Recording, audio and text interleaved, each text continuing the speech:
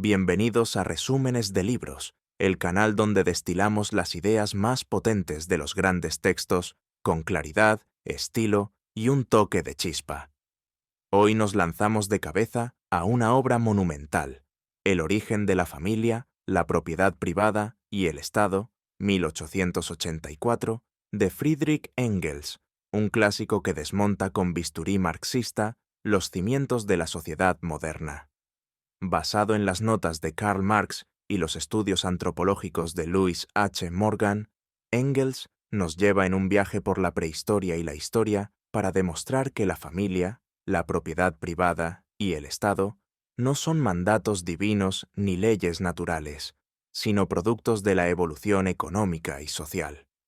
Con un tono que combina rigor científico con una ironía mordaz, Engels revela cómo la humanidad pasó de la igualdad comunal a un mundo de clases, opresión de género y poder estatal.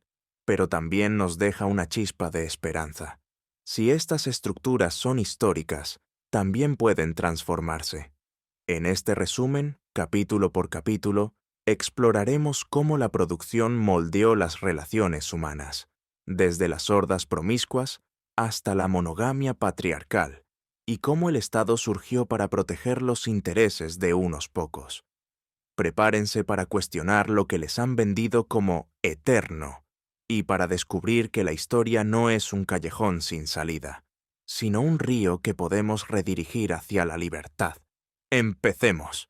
Prefacio a la primera edición, 1884, y a la cuarta edición alemana, 1891.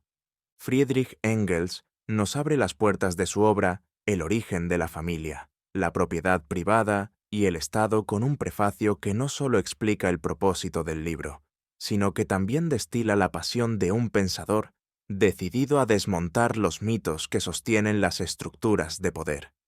Escrito en 1884 y actualizado en 1891 para su cuarta edición alemana, este prefacio es una invitación a mirar la historia con ojos críticos, como quien descubre que el castillo de naipes de la sociedad moderna tiene cimientos frágiles, construidos sobre desigualdades que no siempre existieron.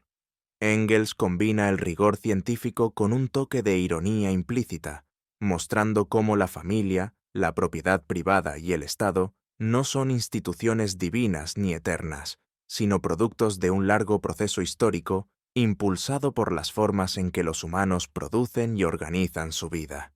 Este resumen, pensado para nuestro canal Resúmenes de Libros, condensa las ideas clave de ambos prefacios, siguiendo el estilo claro y bien redactado que requiere nuestro público, con un matiz de humor que se cuela sin hacer ruido, como un guiño a la absurdidad de ciertas ideas que la burguesía defiende como sagradas. En 1884, Engels comienza explicando el origen del libro, que surge de las notas póstumas de Karl Marx sobre la sociedad antigua, 1877, del antropólogo estadounidense Louis H. Morgan.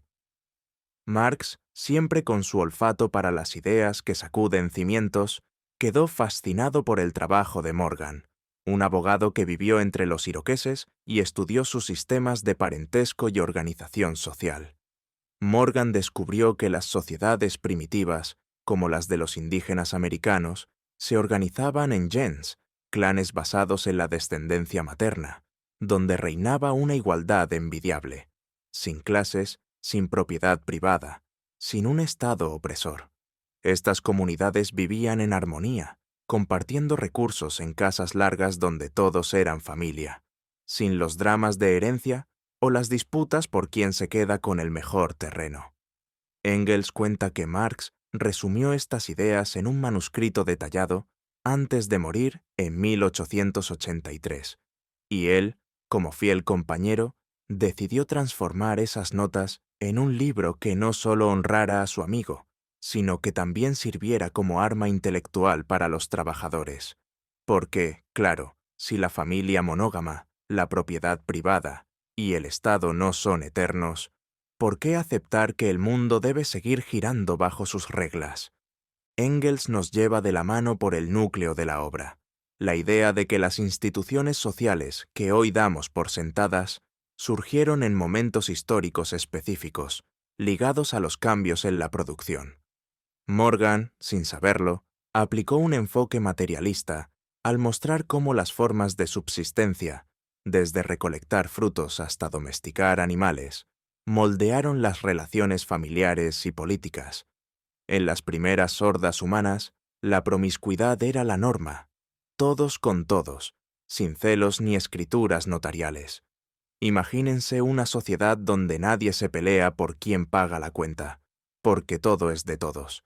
Pero conforme los humanos desarrollaron herramientas, domesticaron animales y cultivaron la tierra, los excedentes generaron riqueza, y con ella, la ambición. La gens matriarcal, donde las mujeres tenían un rol central porque la maternidad era la única certeza, dio paso al patriarcado cuando los hombres acumularon ganado y quisieron asegurarse de que sus hijos legítimos heredaran. Así nació la familia monógama, no por amor romántico, sino por un cálculo frío para controlar la herencia. Engels, con su pluma afilada, critica a quienes ven estas instituciones como designios divinos, cuando en realidad son el resultado de luchas económicas disfrazadas de moralidad. El prefacio de 1884 dedica un espacio especial a Morgan, a quien Engels considera un pionero que, sin ser marxista, llegó a conclusiones que encajan con el materialismo histórico. Sus estudios sobre los iroqueses, hawaianos y otros pueblos revelaron que la humanidad comenzó en un estado de igualdad comunal, donde no había opresión de clase ni de género. Las prohibiciones contra el incesto, por ejemplo, surgieron no por tabúes religiosos, sino para evitar conflictos en las hordas y fortalecer la cohesión social. Engels añade sus propias reflexiones comparando las gens americanas con las de las sociedades celtas, germánicas y grecorromanas, mostrando que el patrón se repite: la producción determina la organización social. Con un dejo de ironía, señala cómo la burguesía se escandaliza ante la idea de que la monogamia no es natural, sino una imposición económica que convirtió a las mujeres en servidoras y a los hombres en propietarios. Este libro, dice Engels, no es solo un ejercicio académico, sino una herramienta para que los trabajadores entiendan que el mundo puede cambiar, que el Estado, esa máquina que protege a los ricos, no es eterno, y que la humanidad puede volver a una forma superior de comunidad, sin explotación. En el prefacio de 1891, Engels regresa con la satisfacción de quien ve sus ideas confirmadas por la ciencia. 7 años después, nuevos descubrimientos arqueológicos y etnológicos han reforzado las tesis de Morgan y Marx. Excavaciones en Europa y estudios de pueblos como los maoríes o los aborígenes australianos confirman que las sociedades primitivas eran igualitarias, con propiedad comunal y organización matrilineal. Engels incorpora datos de investigadores como Maxim Kovalevsky, quien mostró cómo la propiedad colectiva persistió en Rusia y Oriente, resistiendo el avance de la propiedad privada. Con un tono que destila confianza, Engels actualiza detalles sobre la evolución familiar, desde la promiscuidad inicial hasta la familia parejera, donde las parejas eran estables pero no esclavizantes, y finalmente la monogamia patriarcal, que él describe como una jaula dorada para las mujeres. No puede evitar señalar la hipocresía de la sociedad burguesa, donde la monogamia es una fachada. Las mujeres deben ser fieles, pero los hombres ricos tienen vía libre con la prostitución o las amantes, un suplemento tolerado por la moral de la época. Engels también responde a los críticos que atacaron el libro por cuestionar la santidad de la familia monógama. Con un dejo de sarcasmo implícito, argumenta que los datos son claros. En las hordas primitivas, las relaciones eran libres porque no había propiedad que heredar ni poder que consolidar. Estudios de pueblos polinesios y africanos muestran cómo la familia evolucionó con la economía. Cuando el pastoreo generó excedentes, los hombres tomaron el control, relegando a las mujeres a un rol subordinado. Lamenta la muerte de Morgan, pero celebra que su obra haya abierto debates científicos, desmantelando visiones idealistas que atribuyen la historia al capricho de los dioses o a una supuesta naturaleza humana inmutable. Engels dedica un guiño a Johann Jakob Bachofen, quien estudió el matriarcado, aunque critica sus interpretaciones místicas.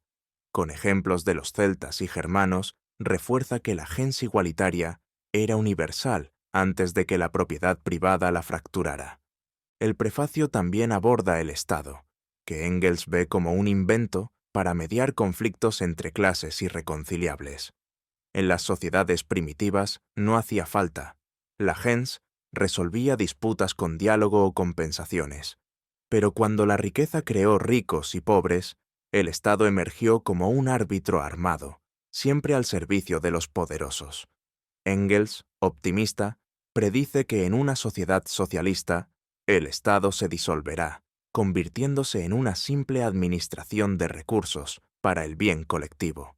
La familia, liberada de la opresión económica, recuperará la igualdad de género, y las relaciones humanas se basarán en el afecto, no en el cálculo.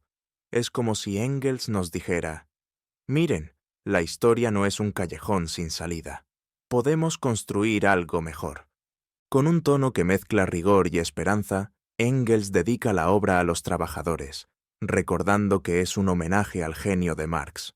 Cada página, insiste, es un paso para entender cómo llegamos a un mundo de desigualdad y cómo podemos salir de él.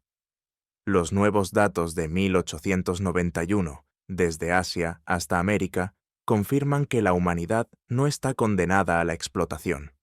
La historia, como un río, fluye hacia adelante, y Engels nos invita a nadar en esa corriente hacia un futuro donde la comunidad prime sobre el egoísmo. Este prefacio, entonces, no es solo una introducción, es un manifiesto que nos reta a cuestionar lo que nos han vendido como natural y a soñar con un mundo donde la libertad no sea solo una palabra. Capítulo 1. Estadios prehistóricos de cultura. En el primer capítulo de El origen de la familia, la propiedad privada y el Estado, Friedrich Engels nos sumerge en un fascinante viaje por la evolución de la humanidad, guiado por las ideas del antropólogo Lewis H. Morgan. Con un enfoque materialista, Engels describe cómo las formas de producción y subsistencia moldearon las estructuras sociales, desde las hordas primitivas hasta las sociedades complejas que dieron paso al Estado. Basándose en los estadios de desarrollo humano propuestos por Morgan, salvajismo, barbarie y civilización, cada uno con subdivisiones inferior, media y superior, Engels traza un mapa de la prehistoria que no solo explica el pasado, sino que también cuestiona las supuestas verdades eternas de la sociedad moderna. Este resumen, preparado para nuestro canal Resúmenes de Libros, condensa las ideas clave del capítulo en un relato claro, bien redactado y con un toque de humor implícito que invita a reflexionar sobre cómo los avances humanos, aunque nos trajeron comodidades, también sembraron desigualdades.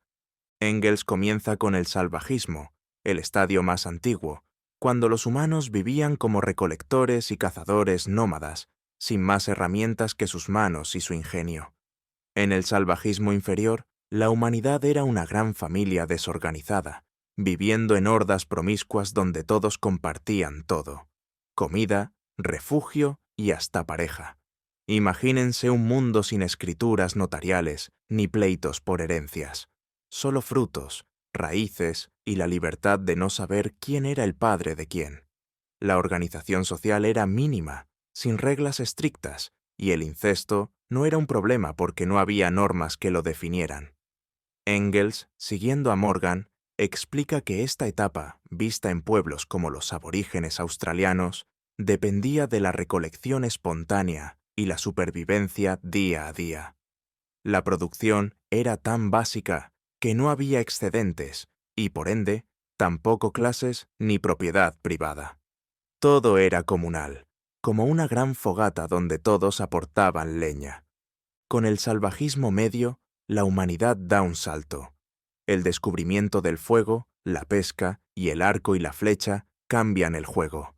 Ahora los humanos pueden cocinar, cazar con más eficacia y asentarse temporalmente cerca de ríos o bosques. Engels cita ejemplos de pueblos polinesios y americanos, como los iroqueses, que ya muestran un embrión de organización social. Aquí surgen las primeras prohibiciones contra el incesto, no por moral, sino por practicidad, evitar conflictos en la horda y fortalecer la cohesión. La descendencia sigue siendo matrilineal, porque la maternidad es la única certeza en un mundo sin ADN ni registros. Las gens, clanes basados en lazos de sangre materna, empiezan a formarse y la propiedad sigue siendo comunal. Es como si la humanidad comenzara a poner reglas en su caos, pero sin perder esa igualdad primitiva que hace suspirar a cualquiera que haya pagado una hipoteca. El salvajismo superior trae más avances: la cerámica y la navegación. La cerámica, aunque suene simple, es una revolución. Permite almacenar alimentos, cocinar mejor y asentarse por más tiempo. La navegación, por su parte, abre el comercio rudimentario entre grupos. Engels menciona a pueblos americanos, como los que cultivaban maíz en Mesoamérica, que ya tenían aldeas más estables. La organización social se complejiza. Las gens matrilineales son la norma, y las mujeres, como garantes de la descendencia, tienen un rol central. No hay Estado, ni clases, ni opresión de género. La producción sigue siendo para la subsistencia, pero los primeros excedentes empiezan a aparecer, como un presagio de lo que vendrá. Engels, con su lente materialista, subraya que cada avance técnico, del fuego a la cerámica, transforma las relaciones sociales, como si la historia fuera un rompecabezas que se arma con cada nueva herramienta. Entramos en la barbarie inferior, donde la domesticación de animales y la agricultura rudimentaria cambian todo. En América, los pueblos del suroeste cultivaban maíz y tejían. En Eurasia, el pastoreo de cabras y ovejas generaba riqueza móvil.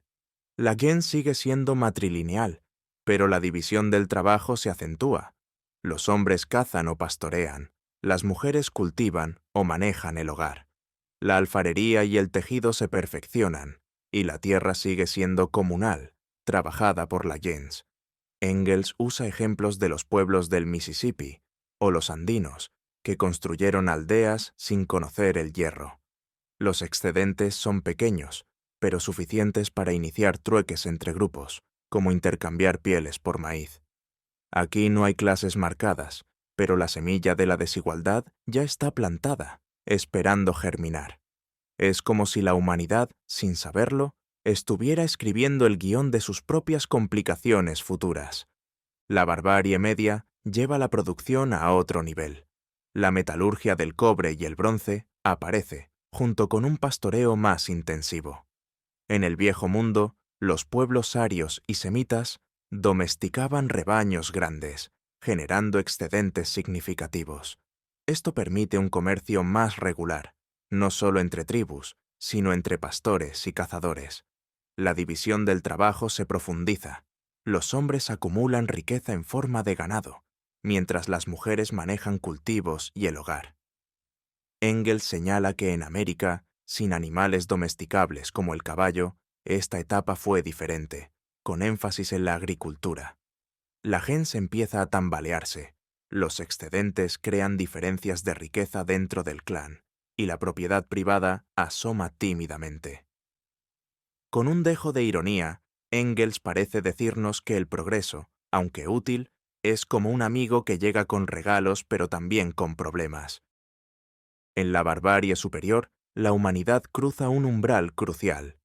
El hierro, el arado y la escritura revolucionan la producción. El arado permite cultivar tierras más duras, generando excedentes masivos. En Grecia homérica o en Roma temprana, el hierro transforma la guerra y la agricultura, mientras la escritura registra transacciones y leyes. La acumulación de ganado y esclavos capturados en guerras, crea una protopropiedad privada. La gens, aunque aún existe, se debilita. La riqueza personal desafía la propiedad comunal, y la descendencia patrilineal comienza a reemplazar a la matrilineal, ya que los hombres quieren legar su riqueza a sus hijos. Engels cita a los griegos de la época de Homero, donde los jefes ya poseían rebaños propios, o a los germanos, que rotaban tierras pero empezaban a parcelarlas. La división del trabajo se intensifica. Artesanos, guerreros y comerciantes emergen como roles especializados. Es como si la humanidad, al aprender a producir más, también aprendiera a dividirse. Finalmente, Engels nos lleva a la civilización, el estadio donde la propiedad privada, las clases y el Estado se consolidan. La escritura permite leyes escritas, como las 12 tablas romanas. El comercio se expande con la moneda, y la esclavitud se convierte en la base económica, como en Grecia y Roma. La familia monógama patriarcal surge para garantizar la herencia, relegando a las mujeres a un rol subordinado.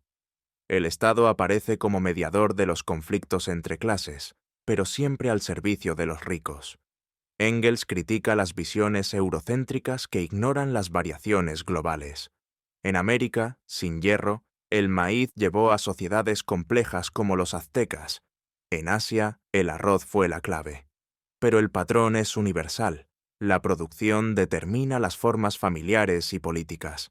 Con un toque de sarcasmo implícito, Engels señala que la civilización, tan alabada, es también la cuna de la explotación, donde los avances técnicos se usan para enriquecer a unos pocos, mientras las masas trabajan para ellos. Engels concluye que este esquema, basado en Morgan pero enriquecido por Marx, revela una verdad poderosa. Las instituciones sociales no son eternas, sino productos de condiciones materiales.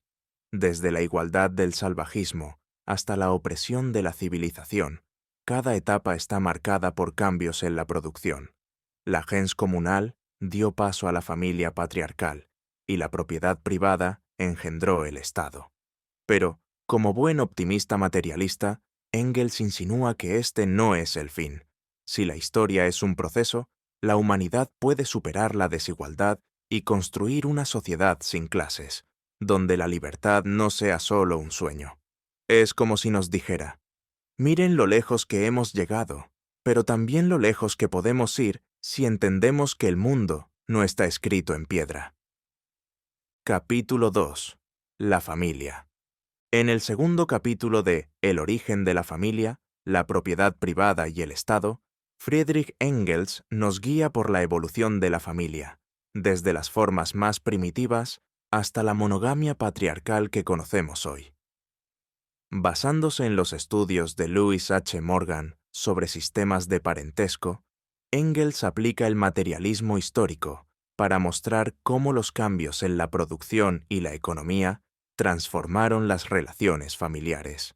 Este capítulo, preparado para nuestro canal Resúmenes de Libros, desglosa las ideas clave con claridad, rigor y un toque de humor implícito que deja entrever la ironía de cómo lo que la sociedad burguesa vende como natural es, en realidad, un constructo económico. Engels revela que la familia no es una institución eterna, sino un reflejo de las condiciones materiales, y que su evolución, lejos de ser un cuento de amor, es una historia de poder, propiedad y desigualdad. Engels comienza con la familia consanguínea, la forma más antigua de organización familiar, propia del salvajismo inferior.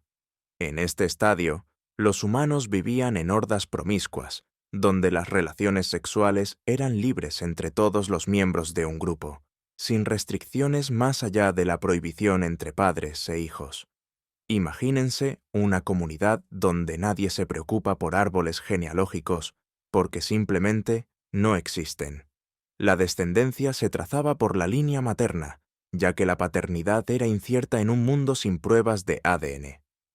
Engels, apoyándose en Morgan, cita a pueblos como los hawaianos, cuyo sistema de parentesco clasificatorio agrupaba a toda una generación como hermanos o esposos potenciales.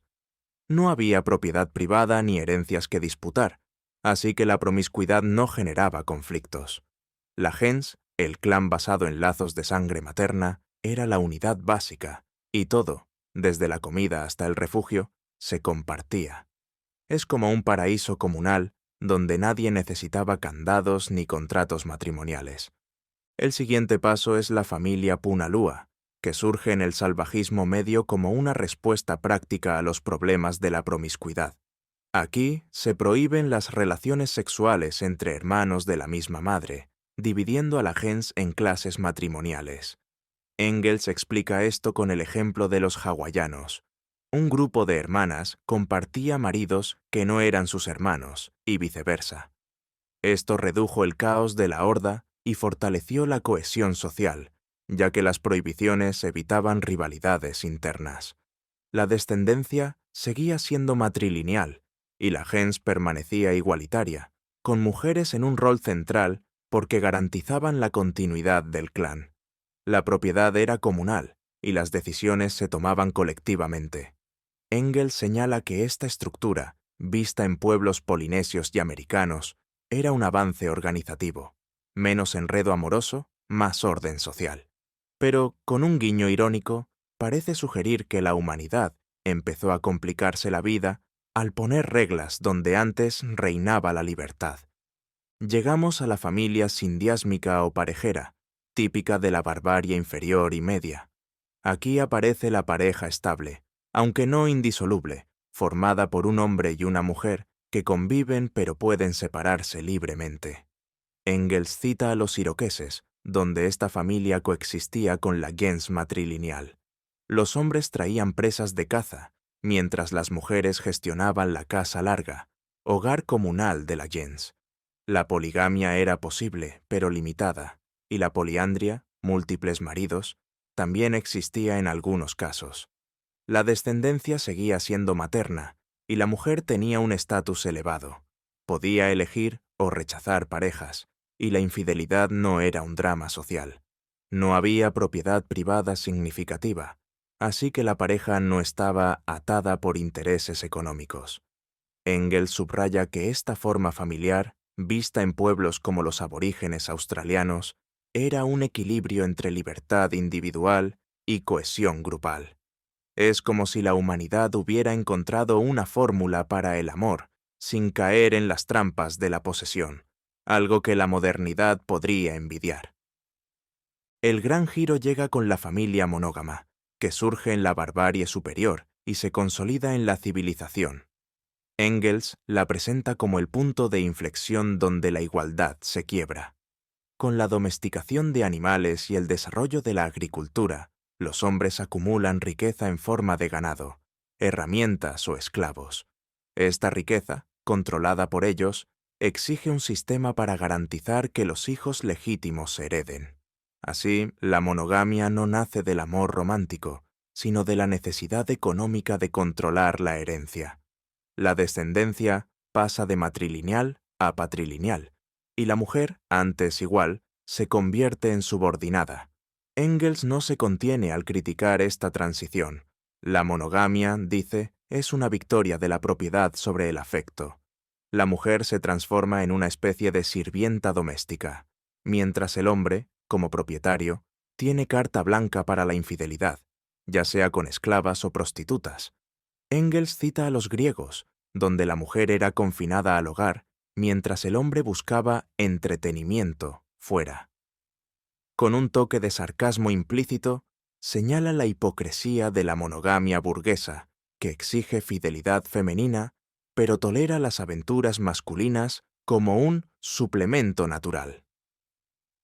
Engels refuerza su argumento con datos antropológicos. En pueblos como los maoríes o los indios americanos, la transición de la familia parejera a la monógama refleja el impacto de los excedentes económicos.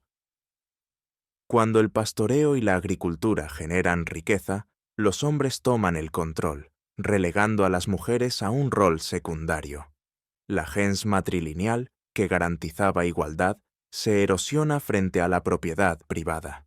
Engels compara esto con las sociedades europeas antiguas, como los germanos o los celtas, donde la acumulación de ganado marcó el inicio del patriarcado. La monogamia, lejos de ser un avance moral, es un retroceso para la libertad femenina, un contrato donde la mujer pierde autonomía a cambio de seguridad. Engels no puede evitar señalar lo absurdo. La sociedad burguesa exalta la monogamia como el pináculo del amor, pero en realidad es una jaula económica, donde el matrimonio se parece más a un negocio que a una unión de almas. El capítulo también explora cómo estas formas familiares conviven en diferentes culturas. Por ejemplo, en los pueblos polinesios, la familia Punalúa persiste incluso en etapas avanzadas, mientras que en los griegos homéricos, la monogamia ya muestra sus garras patriarcales. Engels enfatiza que la evolución familiar no es lineal ni universal, depende de las condiciones materiales. En América, sin animales domesticables, la agricultura llevó a formas familiares distintas, mientras en Eurasia el pastoreo aceleró el patriarcado. Pero el patrón es claro: la producción determina la organización familiar. Con un dejo de esperanza, Engels concluye que la monogamia patriarcal no es el fin de la historia. En una sociedad socialista, donde la propiedad privada desaparezca, la familia podrá basarse en el afecto mutuo, sin opresión ni desigualdad. Las mujeres recuperarán su estatus, y el amor, liberado de las cadenas económicas, será verdaderamente libre. Engels cierra el capítulo con una reflexión poderosa. La familia, como la propiedad y el Estado, es un producto histórico, no un mandato divino. Cada forma familiar respondió a las necesidades de su tiempo, pero también reflejó las tensiones de clase y género que surgieron con la riqueza. La promiscuidad inicial dio paso a la pareja, y ésta a la monogamia opresiva. Pero, como buen materialista, Engels ve en esta evolución una promesa. Si la humanidad creó estas estructuras, también puede transformarlas. Es como si nos dijera que el amor no tiene por qué ser un contrato de propiedad, y que el futuro puede devolvernos a una igualdad perdida, pero en un nivel superior, donde la libertad no sea solo un recuerdo de las hordas primitivas, sino una conquista consciente de una humanidad liberada. Capítulo 3. La gens iroquesa. En el tercer capítulo de El origen de la familia, la propiedad privada y el Estado, Friedrich Engels nos lleva al corazón de la organización social de los iroqueses, una confederación de tribus indígenas de América del Norte, para ilustrar cómo funcionaba la gens, la unidad básica de las sociedades primitivas. Basándose en los estudios de Lewis H. Morgan, Engels presenta a los iroqueses como un ejemplo vivo de democracia igualitaria, donde no existía ni la propiedad privada ni el Estado opresor, y donde las mujeres tenían un poder significativo. Este capítulo, preparado para nuestro canal Resúmenes de Libros, desglosa las ideas clave con claridad, rigor y un toque de humor implícito que resalta la ironía de comparar esta sociedad armoniosa con la nuestra, tan llena de jerarquías y desigualdades. Engels muestra que la gens iroquesa no es solo un vestigio del pasado, sino una lección sobre cómo la humanidad puede organizarse sin explotación, desafiando la idea de que el poder y la propiedad son inevitables. Engels comienza describiendo la Liga Iroquesa, una confederación de 5 y luego 6 tribus: Mohawk, Oneida, Onondaga, Cayuga, Séneca y más tarde Tuscarora, que vivían en lo que hoy es el noreste de Estados Unidos. Esta alianza, formada en el siglo XVI, era un modelo de organización política avanzada sin necesidad de un Estado coercitivo.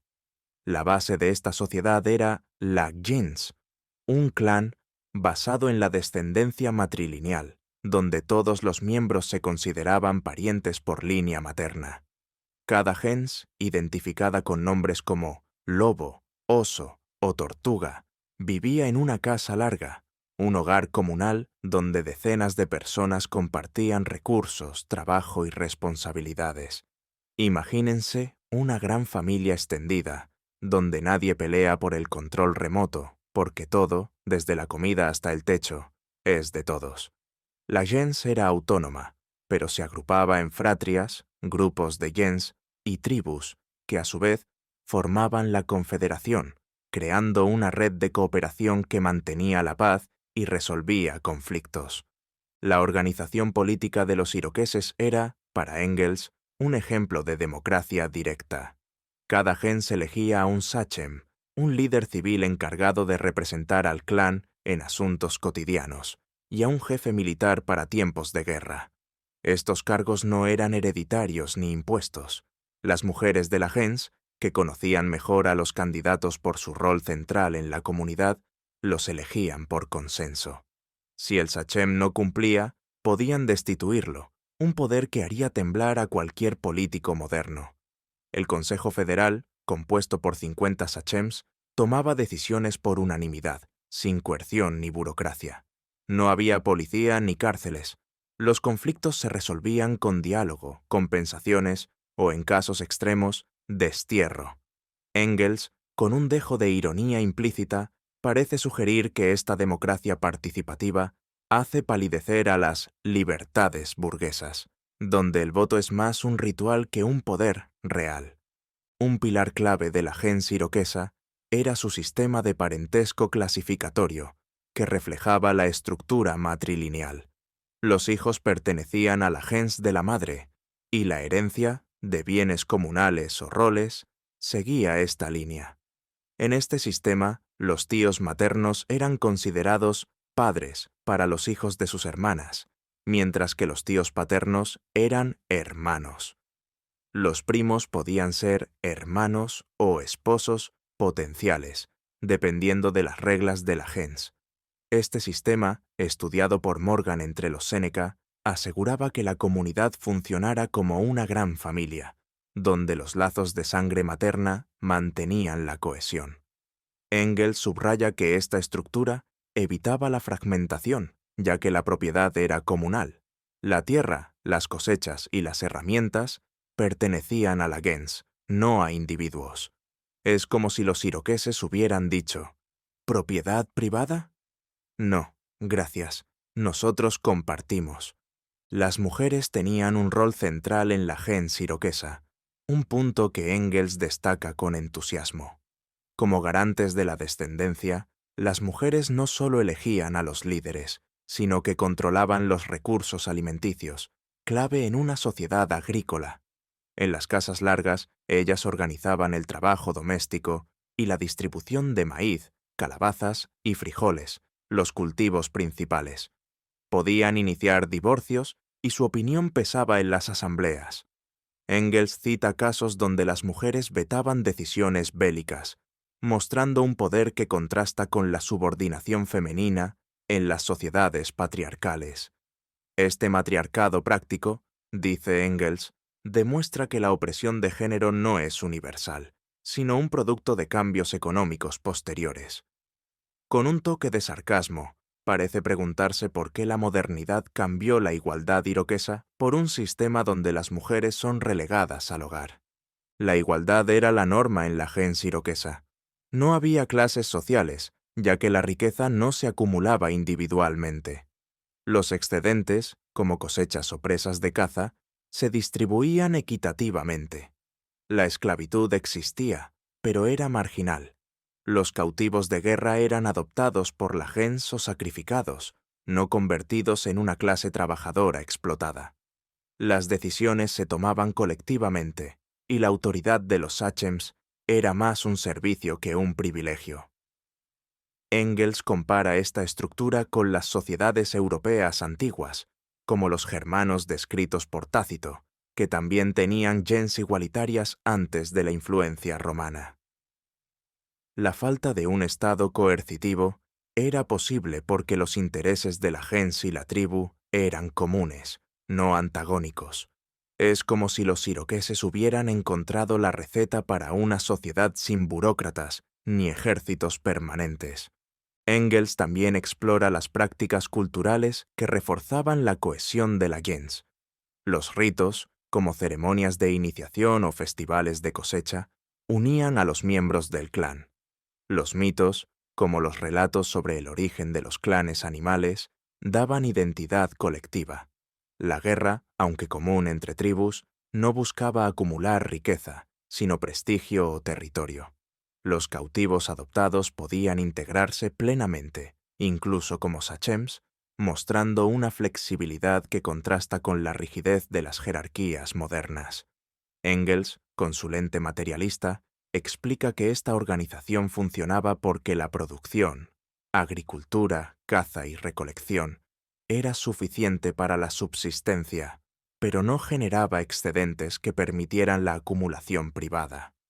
La igualdad, entonces, no era un ideal, sino una necesidad práctica. El capítulo concluye con una reflexión poderosa. La gens iroquesa no es solo un caso curioso, sino una clave para entender el origen de las estructuras sociales. Engels argumenta que esta organización igualitaria, vista también en otros pueblos como los celtas o los polinesios, es la base de las sociedades antiguas, antes de que la propiedad privada y el Estado las transformaran. La democracia iroquesa, con su ausencia de coerción y su énfasis en la comunidad, desafía la idea de que el poder centralizado es inevitable. Con un guiño implícito a la burguesía, Engels sugiere que la modernidad, con sus ejércitos y tribunales, está lejos de ser un avance si lo comparamos con la libertad de la gens. Pero también advierte que esta igualdad se erosionó cuando la riqueza y la propiedad privada aparecieron, preparando el terreno para el patriarcado y el Estado. La gens iroquesa, entonces, es un espejo que nos muestra lo que fuimos y lo que podríamos volver a ser en una sociedad sin clases, donde la cooperación, no la competencia, sea la norma. Capítulo 4. La gens griega. En el cuarto capítulo de El origen de la familia, la propiedad privada y el Estado, Friedrich Engels nos traslada a la Grecia antigua para analizar cómo la gens, la unidad social igualitaria basada en lazos de sangre, evolucionó y comenzó a desmoronarse bajo el peso de la propiedad privada y las desigualdades emergentes. Apoyándose en los estudios de Louis H. Morgan y en fuentes históricas como Homero y Hesíodo, Engels traza el camino desde una sociedad matrilineal y comunal hasta una estructura patriarcal que preparó el terreno para el Estado.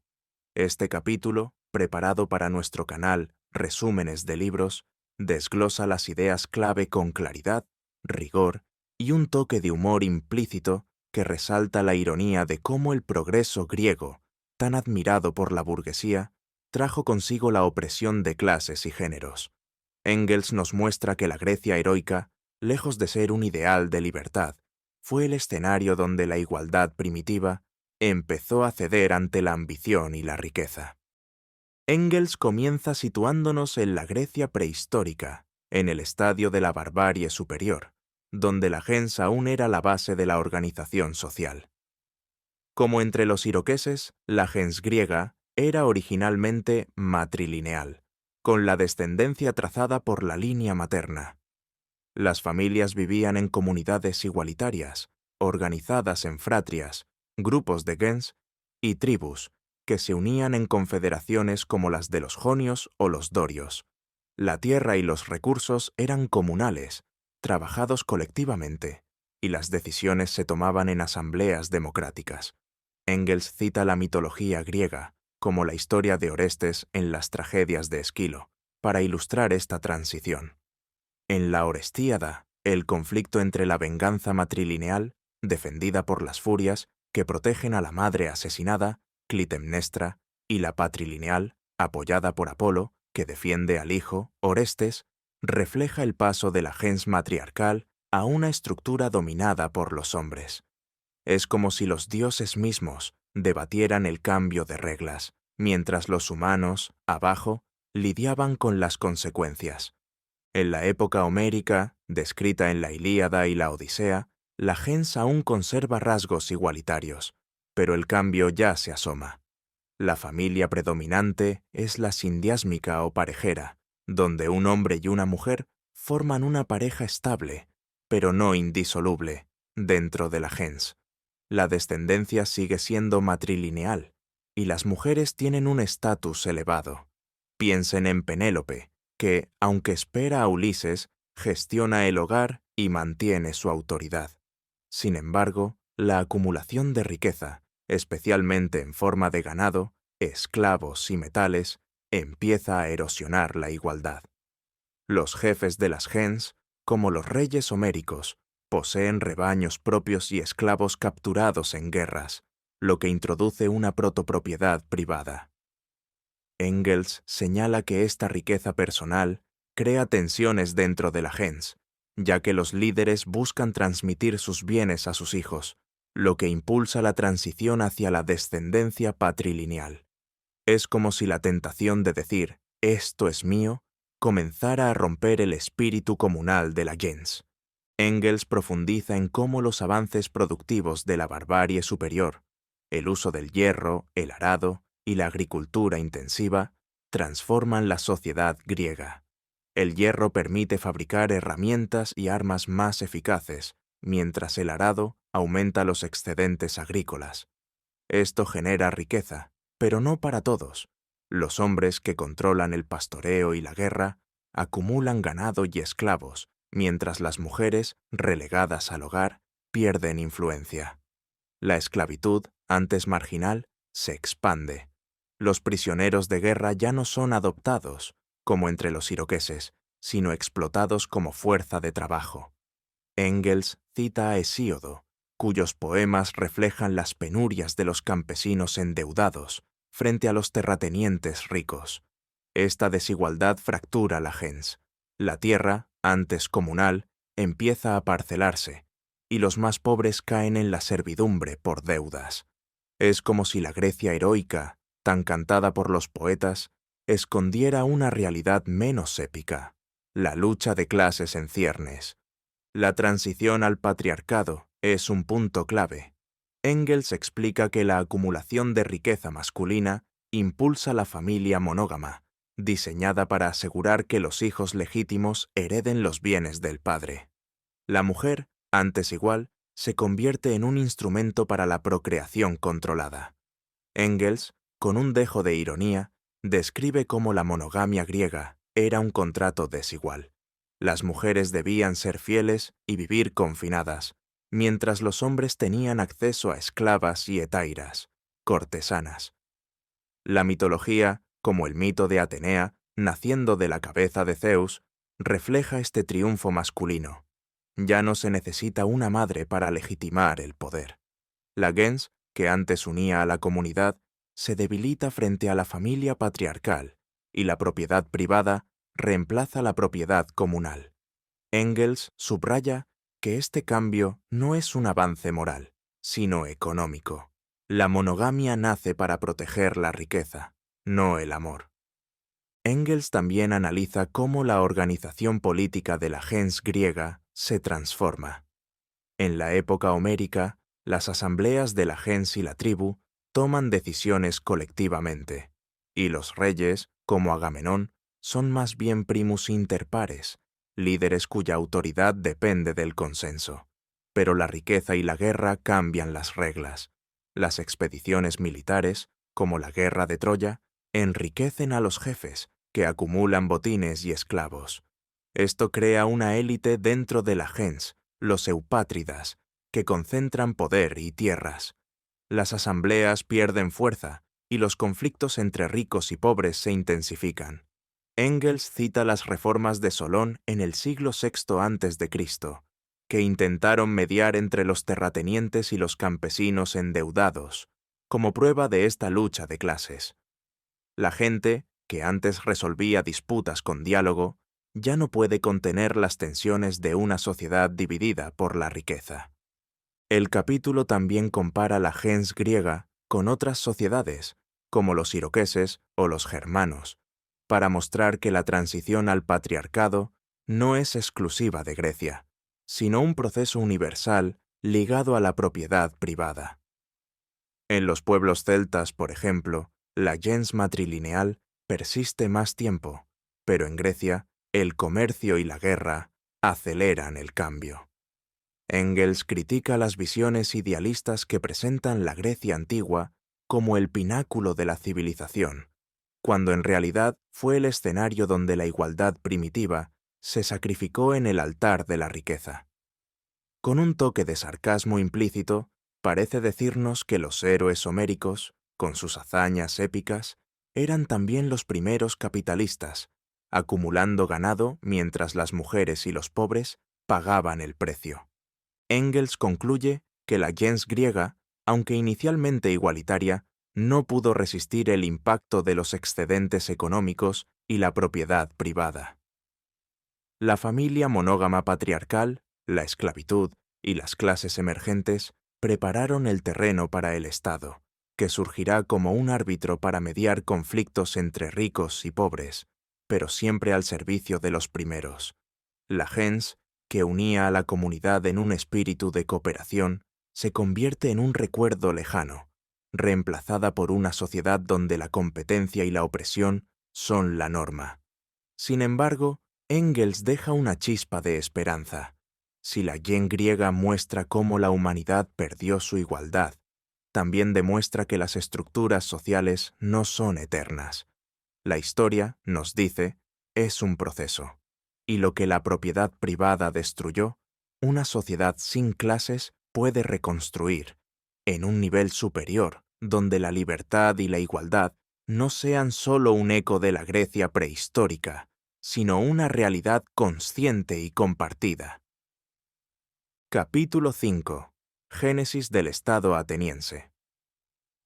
En el quinto capítulo de El origen de la familia, la propiedad privada y el Estado, Friedrich Engels nos sumerge en la evolución de Atenas, desde una sociedad tribal basada en la gens igualitaria hasta la formación del Estado como instrumento de dominio de clase.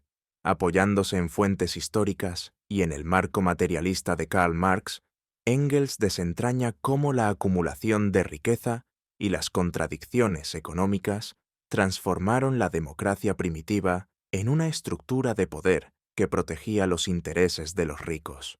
Este capítulo, preparado para nuestro canal Resúmenes de Libros, resume las ideas clave con claridad, rigor y un toque de humor implícito que resalta la ironía de cómo el esplendor de Atenas, tan celebrado por la burguesía, se construyó sobre la explotación de las mayorías. Engels nos muestra que el Estado no es un árbitro neutral, sino una herramienta creada para perpetuar la desigualdad, un proceso que, lejos de ser inevitable, fue el resultado de cambios materiales específicos. Engels comienza situándonos en la Atenas prehistórica, en el estadio de la barbarie superior, donde la sociedad se organizaba en gens matrilineales, agrupadas en fratrias y tribus. Estas unidades, similares a las de los iroqueses, eran democráticas. Las decisiones se tomaban en asambleas colectivas y los líderes, elegidos por consenso, no tenían poder coercitivo. La tierra y los recursos eran comunales, trabajados por la gens, y no existían clases marcadas ni un estado opresor. Las mujeres, como garantes de la descendencia, tenían un rol central, y la igualdad era la norma. Imagínense una Atenas sin burócratas ni impuestos, donde las disputas se resolvían con diálogo o compensaciones, como si todos fueran vecinos en una aldea donde nadie cierra la puerta con llave. Sin embargo, esta armonía comienza a fracturarse con los avances productivos. El uso del hierro, el arado y el comercio marítimo generan excedentes que cambian las reglas del juego.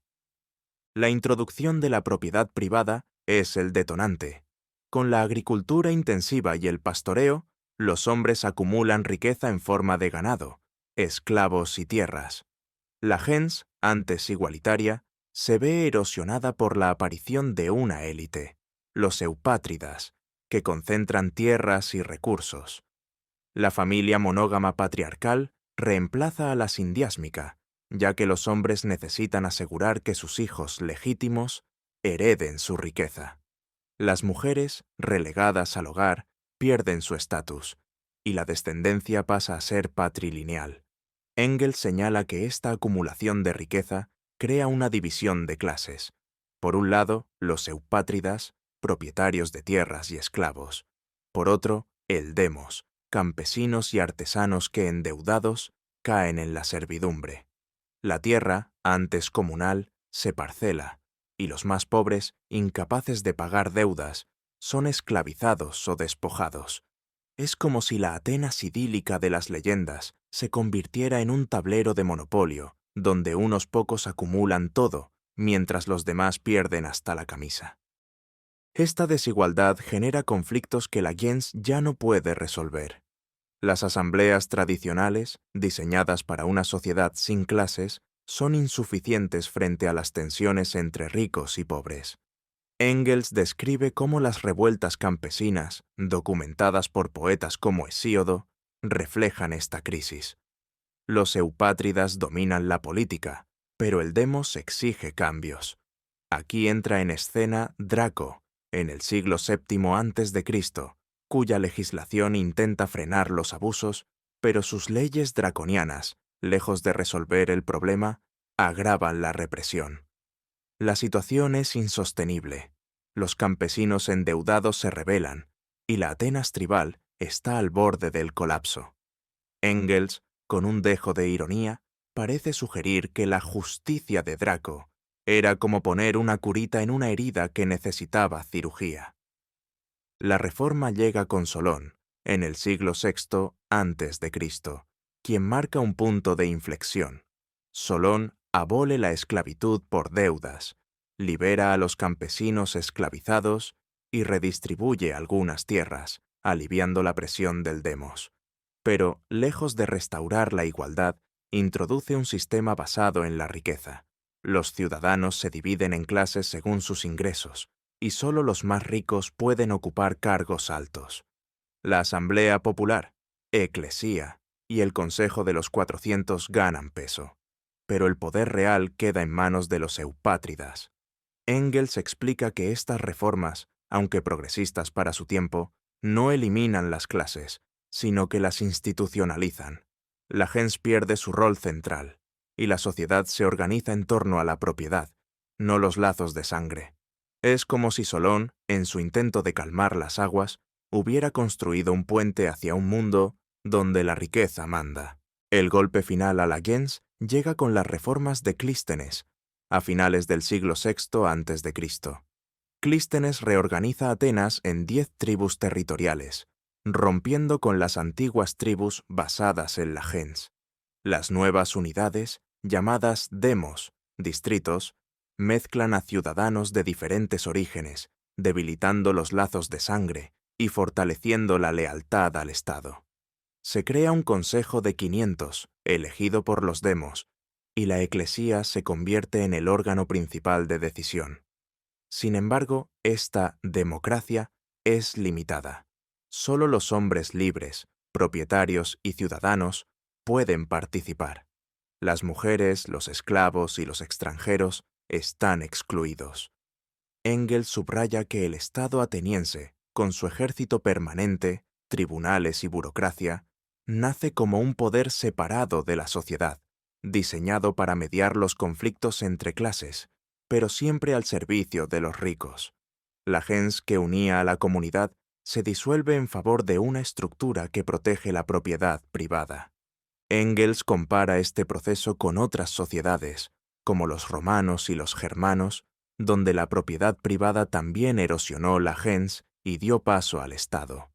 En Atenas, el comercio marítimo y la esclavitud aceleraron esta transición, ya que los excedentes económicos crearon una clase mercantil que exigía leyes para proteger sus intereses.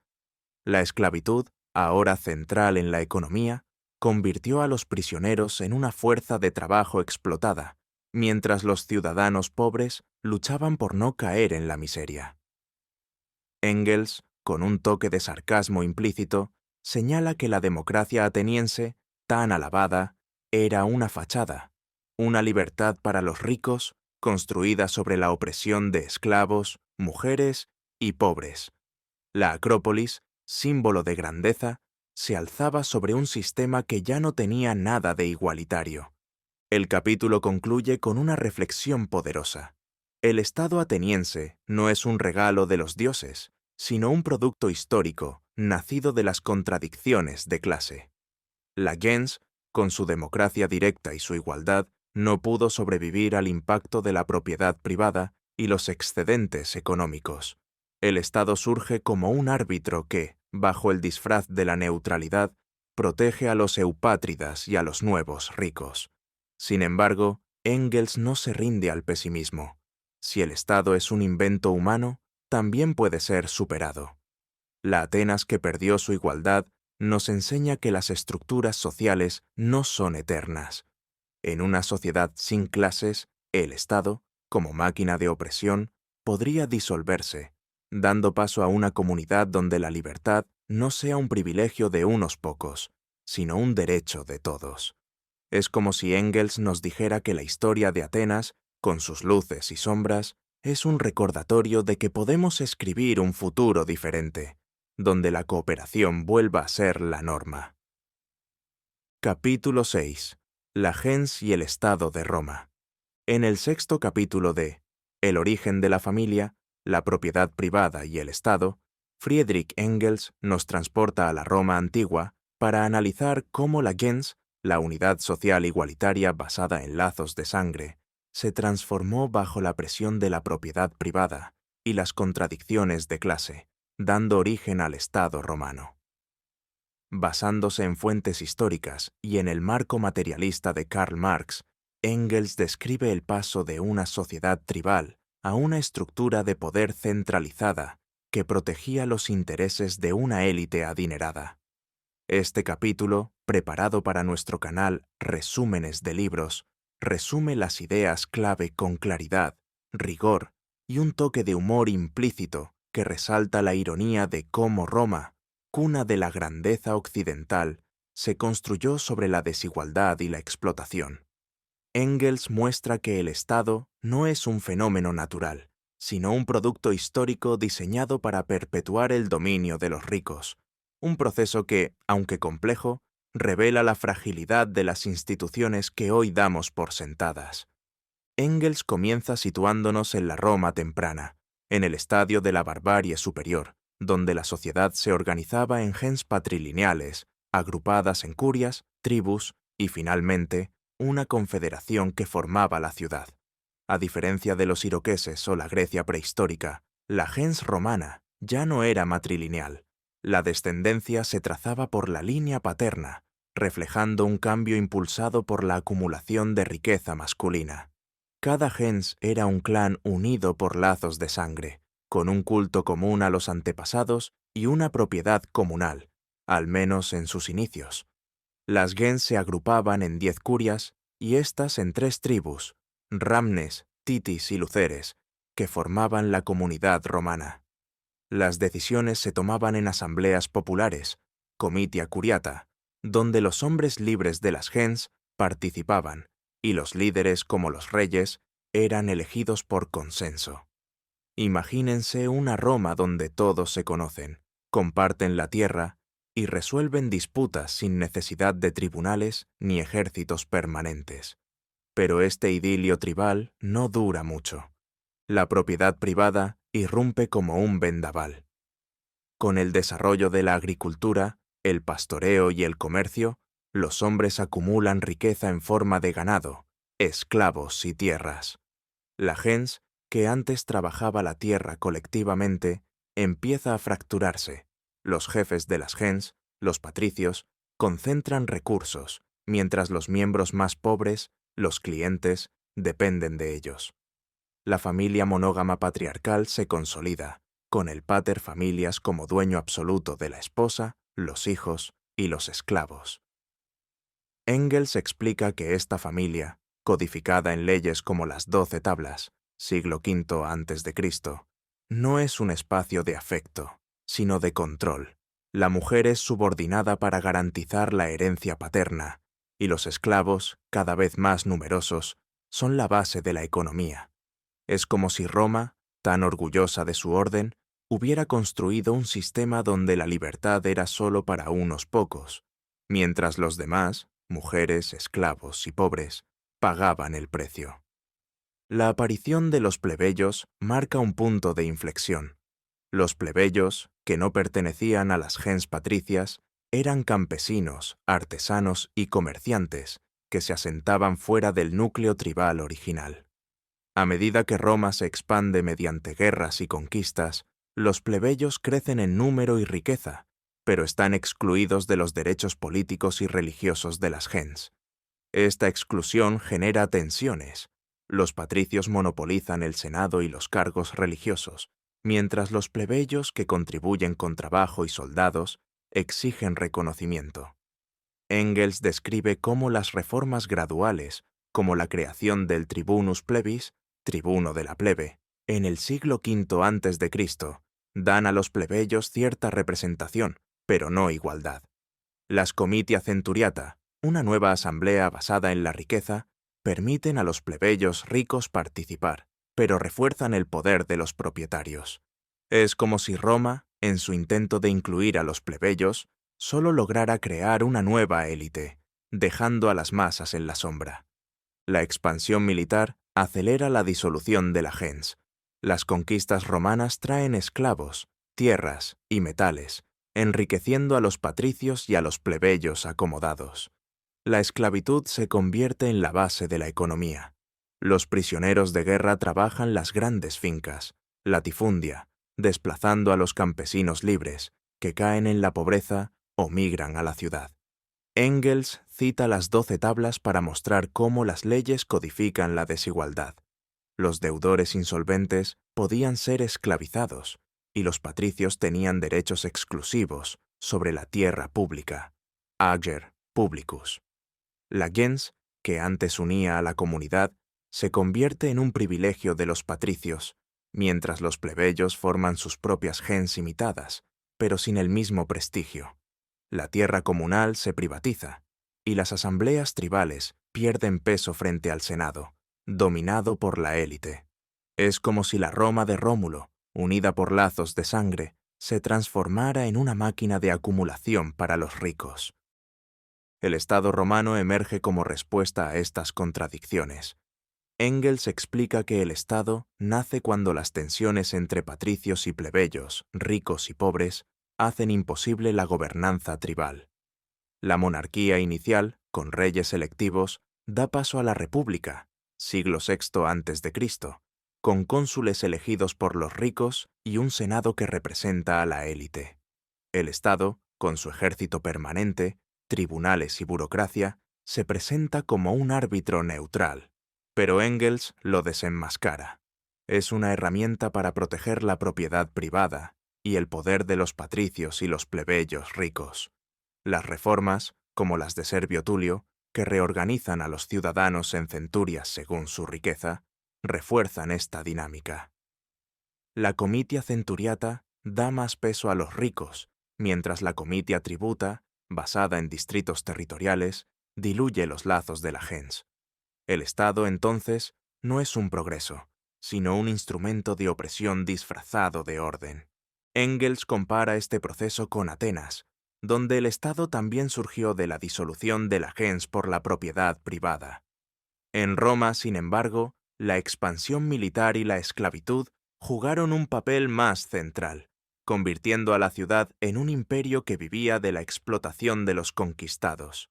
Engels, con un toque de ironía implícita, parece decirnos que la grandeza romana, con sus legiones y acueductos, se construyó sobre los hombros de esclavos y campesinos empobrecidos. La gens, que alguna vez unió a la comunidad en igualdad, se reduce a un símbolo aristocrático, mientras el Estado consolida un sistema donde los ricos prosperan y los pobres luchan por sobrevivir. El capítulo concluye con una reflexión poderosa.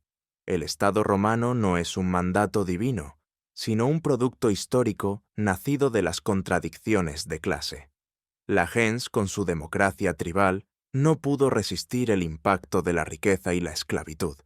El Estado surge como un poder separado, aparentemente neutral, pero diseñado para perpetuar la desigualdad. Engels, sin embargo, no cae en el pesimismo.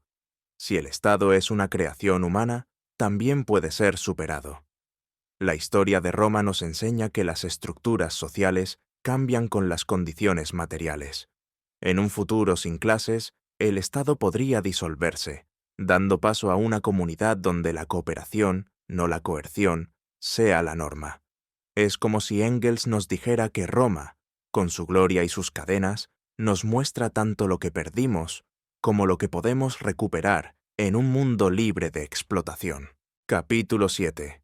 La gens entre los celtas y entre los germanos. En el 7º capítulo de El origen de la familia, la propiedad privada y el Estado, Friedrich Engels nos lleva a explorar la organización social de los celtas y los germanos, dos pueblos europeos que, en la etapa de la barbarie superior, mantenían estructuras basadas en la gens, la unidad comunal igualitaria. Apoyándose en fuentes históricas como Tácito y en el marco materialista de Karl Marx, Engels describe cómo estas sociedades, aunque influenciadas por el contacto con Roma, conservaban rasgos democráticos y comunales que contrastan con las jerarquías de la civilización. Este capítulo, preparado para nuestro canal Resúmenes de Libros, resume las ideas clave con claridad, rigor y un toque de humor implícito que resalta la ironía de cómo la civilización romana, tan admirada, erosionó formas de vida más igualitarias. Engels nos muestra que la gens celta y germana, con su cooperación y ausencia de opresión estatal, ofrece una ventana al pasado humano y una lección sobre lo que podríamos recuperar en un futuro sin clases. Engels comienza con los celtas, un conjunto de pueblos que habitaban regiones de Europa occidental, como las actuales Irlanda, Escocia y Galia, en la época prerromana. Su sociedad se organizaba en gens basadas en la descendencia, inicialmente matrilineal, aunque en algunos casos ya mostraban rasgos patrilineales, debido a la acumulación de riqueza.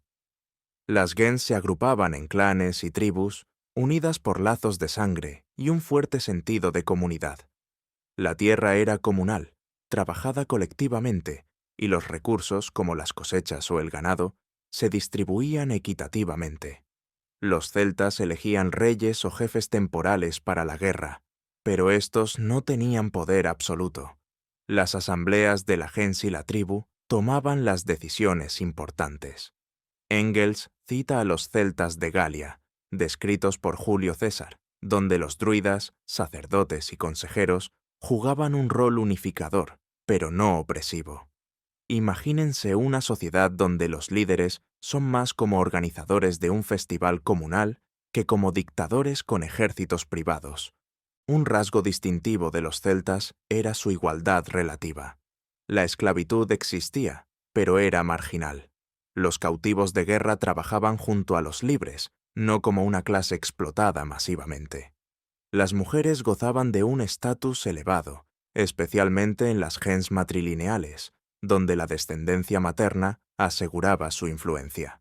Engels señala que las mujeres celtas participaban en asambleas y en algunos casos lideraban, como la reina Boudica, que desafió a Roma. La propiedad privada era limitada. El ganado, principal fuente de riqueza, pertenecía a la gens o se distribuía entre sus miembros. Los celtas, con sus aldeas fortificadas y su economía basada en la agricultura y el pastoreo, vivían en un equilibrio donde la cooperación primaba sobre la competencia. Engels, con un dejo de ironía, parece sugerir que los romanos, que veían a los celtas como bárbaros, podrían haber aprendido algo de su democracia sin burocracia ni palacios. Engels pasa luego a los germanos, descritos por Tácito en su Germania, siglo I después de Cristo, que vivían en lo que hoy es Alemania y Escandinavia. Su sociedad, también en la barbarie superior, se organizaba en gens patrilineales, agrupadas en centenas, unidades territoriales y tribus. La tierra se rotaba periódicamente entre las gens para garantizar un acceso equitativo, y los excedentes, como cosechas o ganado, se compartían. Los germanos elegían jefes para la guerra y asambleas para decidir asuntos comunes, donde todos los hombres libres tenían voz. Los reyes, cuando existían, eran más bien líderes carismáticos, no monarcas absolutos. Engels destaca que las mujeres germanas eran respetadas. Tácito menciona que se les consultaba en decisiones importantes, y algunas, como las videntes, tenían roles espirituales. Es como si los germanos hubieran entendido que la comunidad funciona mejor cuando todos, no solo los hombres con espadas, tienen algo que decir. La economía germana era sencilla pero efectiva. Basada en la agricultura, el pastoreo y la caza, generaba excedentes modestos que no permitían una acumulación privada significativa. La esclavitud era mínima. Los cautivos trabajaban como siervos, pero podían integrarse a la gens. No había ciudades ni comercio extenso, lo que mantenía a raya la desigualdad. Las asambleas resolvían conflictos mediante compensaciones, como pagar un Bergeld, indemnización, por delitos, evitando la necesidad de tribunales o cárceles. Engels compara esta organización con la de los iroqueses, notando que ambas carecían de un estado coercitivo, porque los intereses de la gens y la tribu eran comunes. La guerra, común entre tribus germanas, buscaba prestigio o territorio, no la acumulación masiva de esclavos. Es como si los germanos, con sus bosques y aldeas, vivieran en un mundo donde la riqueza no era un fin, sino un medio para la comunidad. El contacto con Roma marca el inicio del cambio. Engels explica que la influencia romana, a través del comercio y las guerras, introduce la propiedad privada y la desigualdad. Los jefes germanos, al intercambiar bienes con Roma, acumulan riquezas personales, como metales o armas, que los elevan por encima de sus iguales. La tierra comienza a parcelarse, y los allots, propiedades individuales, reemplazan la rotación comunal. La esclavitud crece con los prisioneros romanos, y los jefes, antes electivos, buscan hacer sus cargos hereditarios. Engels cita a los francos y los sajones, donde este proceso es evidente tras las conquistas romanas. La gente, que unía a la comunidad, se debilita frente a la ambición de una élite emergente. Es como si Roma, con sus monedas y legiones, hubiera traído un virus que infectó la igualdad germana, convirtiendo a los jefes en protoseñores feudales. Engels también señala diferencias entre celtas y germanos. Los celtas, más expuestos al comercio mediterráneo, desarrollaron aldeas fortificadas y una economía más compleja, lo que aceleró la desigualdad en algunas regiones, como la Galia. Los germanos, más aislados, mantuvieron la gens igualitaria por más tiempo, pero el contacto con Roma los empujó hacia el mismo camino. Engels, con un toque de sarcasmo implícito, critica las visiones románticas que idealizan a Roma como portadora de la civilización, cuando en realidad destruyó formas de vida más democráticas. La gens celta y germana, con su cooperación y ausencia de Estado, muestra que la humanidad no necesita jerarquías opresivas para prosperar. El capítulo concluye con una reflexión poderosa. La gens celta y germana, como la iroquesa, revela un pasado donde la igualdad era la norma, no la excepción.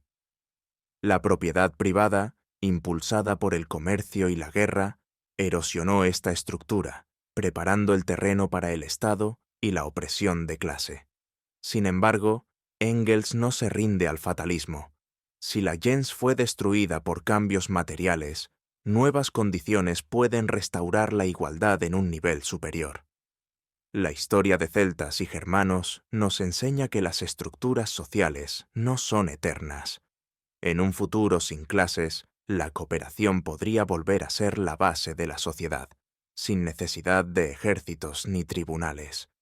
Es como si Engels nos dijera que el pasado, con su simplicidad igualitaria, no es solo un recuerdo, sino una inspiración para un mundo donde la libertad no sea un lujo, sino un derecho compartido.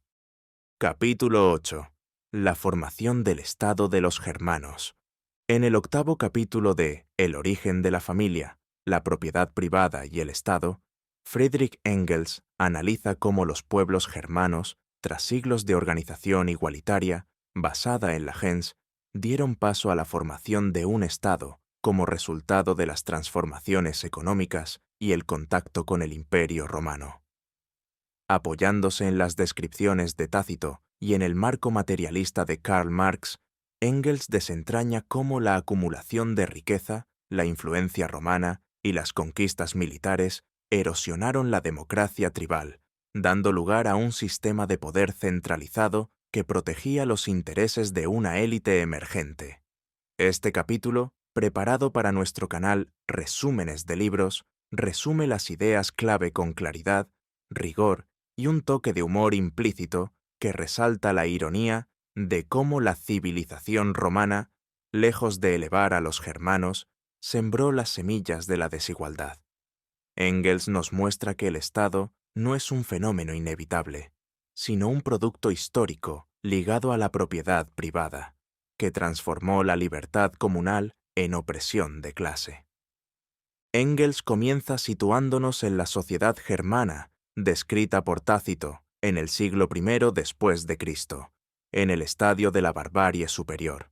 Los germanos, habitantes de lo que hoy es Alemania y Escandinavia, se organizaban en gens patrilineales, agrupadas en centenas, unidades territoriales y tribus. La tierra se rotaba periódicamente entre las gens para garantizar un acceso equitativo, y los excedentes, como cosechas o ganado, se compartían. Las asambleas de hombres libres tomaban decisiones colectivas, y los jefes, elegidos por su valentía o sabiduría, no tenían poder absoluto. Las mujeres gozaban de respeto, participando en decisiones importantes y, en algunos casos, asumiendo roles espirituales. No había Estado, ejércitos permanentes ni burocracia. Los conflictos se resolvían con compensaciones, como el Wehrgeld, indemnización por delitos. Imagínense una sociedad donde las disputas se arreglan con un apretón de manos y unas vacas, sin necesidad de jueces ni cárceles. La economía germana era simple: agricultura, pastoreo y caza, con excedentes modestos que no permitían una acumulación privada significativa. La esclavitud era limitada. Los cautivos trabajaban como siervos, pero podían integrarse a la gens. La igualdad era la norma, ya que la producción estaba orientada a la subsistencia, no al lucro. Sin embargo, el contacto con Roma cambia todo. A partir del siglo I después de Cristo, los germanos comercian con el imperio, intercambiando pieles, ámbar y ganado por metales, armas y bienes de lujo. Este comercio enriquece a los jefes, que acumulan riquezas personales y buscan hacer sus cargos hereditarios. La tierra antes comunal comienza a parcelarse en alots, propiedades individuales, rompiendo la rotación colectiva. Engels explica que este proceso, visto en pueblos como los francos y los sajones, introduce la desigualdad. Los jefes se convierten en una protoaristocracia, mientras los germanos más pobres dependen de ellos como clientes. Es como si los romanos, con sus monedas relucientes, hubieran traído una fiebre de ambición que infectó la igualdad germana. Las conquistas y migraciones aceleran esta transformación. Entre los siglos III y V después de Cristo, las invasiones germanas al Imperio Romano, debilitado por crisis internas, permiten a los pueblos como los francos, visigodos y ostrogodos ocupar vastos territorios. Estas conquistas traen botines, esclavos y tierras que se concentran en manos de los jefes y sus seguidores leales. Engels cita el ejemplo de los francos bajo Clodoveo, siglo V después de Cristo, quien consolida su poder tras la conquista de Galia. Los reyes germanos, antes electivos, se vuelven hereditarios, apoyados por una nobleza militar que acumula alots. La esclavitud crece. Los prisioneros romanos y los campesinos endeudados se convierten en siervos, trabajando las tierras de la élite. La gens, que unía a la comunidad, se debilita frente a la lealtad personal al rey o al señor, sentando las bases del feudalismo. Es como si los germanos, al conquistar Roma, absorbieran sus peores defectos, la codicia y la jerarquía. La Iglesia cristiana juega un papel crucial en esta transición. Engels señala que, tras la conversión de Clodoveo al cristianismo, la Iglesia impone la monogamia patriarcal, reforzando el control masculino sobre la familia y la herencia. Los obispos, aliados de los reyes, legitiman su poder con una autoridad divina, mientras los monasterios acumulan tierras. La asamblea de la gens pierde peso frente al poder real, respaldado por ejércitos permanentes y una burocracia incipiente. Engels, con un toque de sarcasmo implícito, parece decirnos que la Iglesia, con sus cruces y sermones, ayudó a cambiar la libertad germana por un sistema donde los reyes y los nobles mandaban, mientras las masas trabajaban para ellos. El Estado germano emerge como un híbrido entre la gens y la influencia romana. Engels explica que, al ocupar territorios del imperio, los germanos adoptan elementos de su administración, como impuestos y tribunales, pero los adaptan a su estructura tribal. En el reino franco, por ejemplo, el rey distribuye tierras a sus seguidores a cambio de lealtad, creando un sistema de vasallaje que prefigura el feudalismo. La gens se disuelve como unidad política. Las centenas se convierten en distritos administrativos, y los lazos de sangre son reemplazados por relaciones de poder basadas en la propiedad. El Estado, con su ejército, leyes escritas y burocracia, surge para mediar los conflictos entre la nobleza, los campesinos y los siervos, pero siempre protege a los ricos. Engels compara este proceso con Atenas y Roma, donde el Estado también nació de las contradicciones de clase impulsadas por la propiedad privada. Engels destaca que este cambio no fue uniforme. En regiones aisladas, como partes de Escandinavia, la gens igualitaria persistió más tiempo, pero en los reinos francos y visigodos, el contacto con Roma aceleró la formación del Estado. La guerra y el comercio, motores de la desigualdad, transformaron a los jefes en reyes y a los hombres libres en súbditos. La esclavitud, aunque menos masiva que en Roma, creció con los prisioneros y los endeudados, mientras los alots consolidaron la propiedad privada.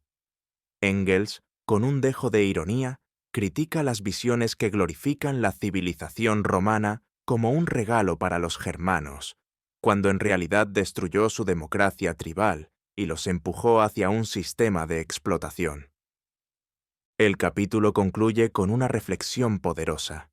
El Estado germano, como los de Atenas y Roma, es un producto histórico, no un mandato eterno.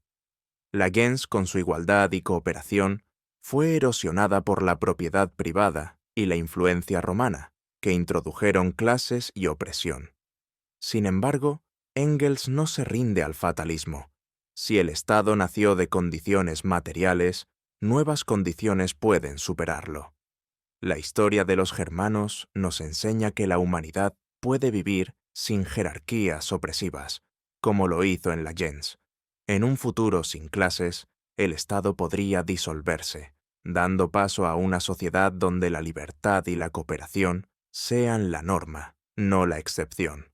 Es como si Engels nos dijera que el pasado germano, con su simplicidad igualitaria, no es solo un recuerdo nostálgico, sino una inspiración para un mundo donde la comunidad prevalezca sobre la codicia. Capítulo 9. Barbarie y civilización. En el noveno y último capítulo de El origen de la familia, la propiedad privada y el Estado, Friedrich Engels sintetiza cómo la humanidad pasó de la barbarie superior a la civilización, un proceso marcado por la consolidación de la propiedad privada, las clases sociales y el Estado. Integrando las ideas de Louis H. Morgan y el materialismo histórico de Karl Marx, Engels muestra cómo los avances en la producción transformaron las estructuras sociales, erosionando la igualdad de la gens y dando paso a sistemas de explotación. Este capítulo, preparado para nuestro canal Resúmenes de Libros, resume las ideas clave con claridad, rigor y un toque de humor implícito que resalta la ironía de cómo la civilización, tan celebrada, trajo consigo la opresión de las mayorías. Engels no solo analiza el pasado, sino que proyecta un futuro donde la humanidad pueda superar estas desigualdades, recuperando la cooperación en un nivel superior. Engels comienza situándonos en la barbarie superior, el estadio donde los avances técnicos, el uso del hierro, el arado, la escritura, generan excedentes significativos. En esta etapa, vista en pueblos como los griegos homéricos, los romanos tempranos y los germanos, la gens sigue siendo la base social, pero ya muestra grietas. La agricultura intensiva y el pastoreo producen más de lo necesario para la subsistencia, permitiendo el trueque y el comercio. La división del trabajo se acentúa. Artesanos, guerreros y comerciantes emergen como roles especializados. La tierra, antes comunal, empieza a parcelarse, y el ganado, los esclavos y los metales se convierten en riqueza personal. Engels explica que esta acumulación fractura la gens. Los jefes y sus seguidores concentran recursos, mientras los miembros más pobres caen en la dependencia. Es como si la humanidad, al aprender a producir más, hubiera abierto una caja de Pandora llena de desigualdad. La familia monógama patriarcal se consolida en este contexto. Engels subraya que esta forma familiar, vista en Grecia y Roma, no nace del amor, sino de la necesidad de controlar la herencia. Los hombres, como propietarios de ganado y esclavos, exigen hijos legítimos para legar su riqueza, relegando a las mujeres a un rol subordinado. La monogamia, lejos de ser un ideal romántico, es un contrato económico que convierte a la mujer en sirvienta doméstica. Engels, con un dejo de ironía, señala la hipocresía de este sistema. La fidelidad es obligatoria para las mujeres, pero los hombres tienen vía libre con esclavas o prostitutas. En pueblos como los germanos, la transición al patriarcado es más lenta, pero el contacto con Roma acelera el proceso. La gens matrilineal, donde las mujeres tenían poder, se desvanece, y la familia patriarcal refuerza la supremacía masculina. Es como si la civilización hubiera decidido que el amor debe venir con un contrato notarial. La civilización, como estadio histórico, surge con la generalización de la propiedad privada y la esclavitud. Engels describe cómo la escritura permite codificar leyes, como las 12 tablas romanas, que protegen la propiedad y la jerarquía. La moneda facilita el comercio, y los mercaderes, una clase no productora, acumulan capital especulativo. La esclavitud se convierte en la base económica. En Grecia y Roma, los prisioneros de guerra trabajan en latifundia o minas, desplazando a los campesinos libres que caen en la pobreza. La división entre ciudad y campo se intensifica. Las ciudades, como Atenas o Roma, se convierten en centros de poder y riqueza, mientras el campo sufre la explotación. Engels cita ejemplos globales. En Mesopotamia, el comercio y la agricultura irrigada generan estados tempranos. En América, los aztecas e incas, sin hierro, desarrollan estructuras complejas basadas en el maíz. El patrón es universal. Los excedentes crean clases, y las clases, conflictos irreconciliables. El Estado emerge como respuesta a estas contradicciones. Engels explica que, cuando la gens no puede resolver los enfrentamientos entre ricos y pobres, surge un poder separado, con ejércitos, tribunales e impuestos, que se presenta como neutral, pero protege a los propietarios.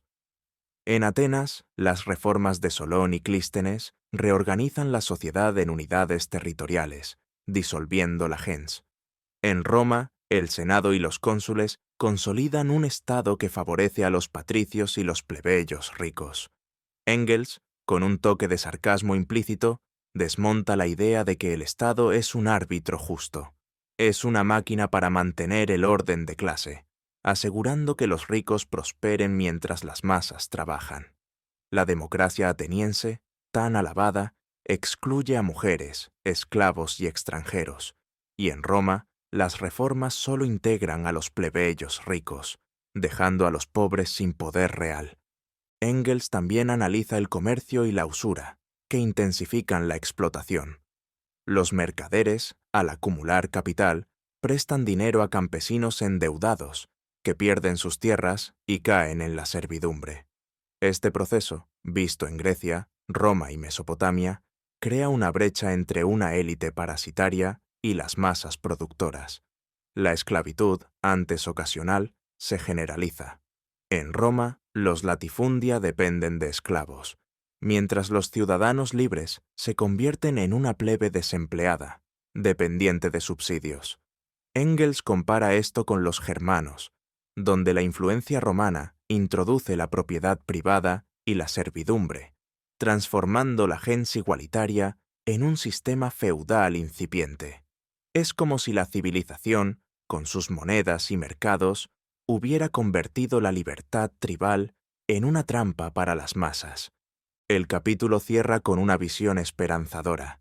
Engels argumenta que la civilización, aunque trajo avances técnicos, también engendró la explotación y la opresión de género. La gens, con su igualdad, fue destruida por la propiedad privada, pero esta no es el fin de la historia. En una sociedad socialista, donde los medios de producción sean colectivos, las clases y el Estado se disolverán. La familia, liberada de las cadenas económicas, se basará en el afecto mutuo y las mujeres recuperarán su igualdad. Engels, con optimismo materialista, predice un retorno a la cooperación comunal, pero en un nivel superior, donde los avances de la civilización sirvan a todos, no a unos pocos.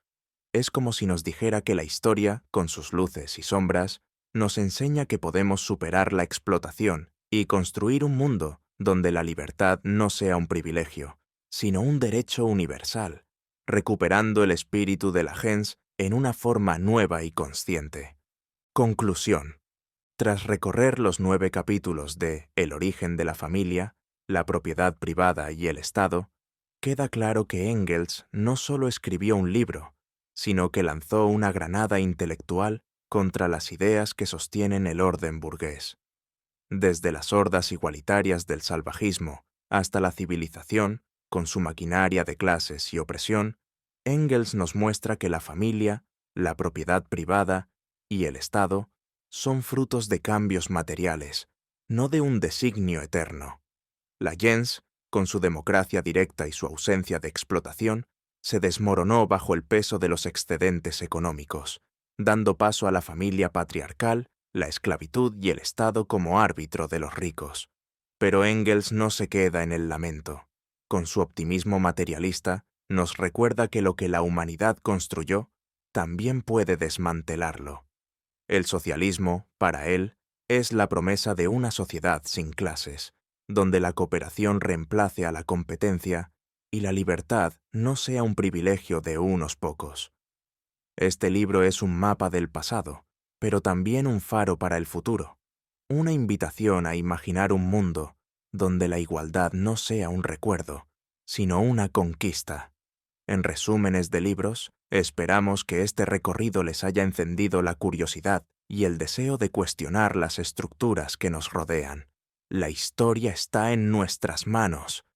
Y con esto llegamos al final de nuestro resumen de El origen de la familia, la propiedad privada y el Estado en resúmenes de libros. ¿Qué les pareció este viaje por la evolución de la humanidad? Engels nos ha mostrado que nada es inmutable, ni la familia, ni la propiedad, ni el Estado. Si quieren seguir desentrañando las ideas que han moldeado el mundo, no se pierdan nuestros próximos resúmenes, donde seguiremos destripando libros con estilo, claridad y un poco de picardía. Suscríbanse, activen la campanita y déjennos sus comentarios. ¿Qué les sorprendió más de Engels? ¿Están listos para imaginar un futuro sin opresión? Nos vemos en el próximo video, y que la curiosidad los mantenga despiertos.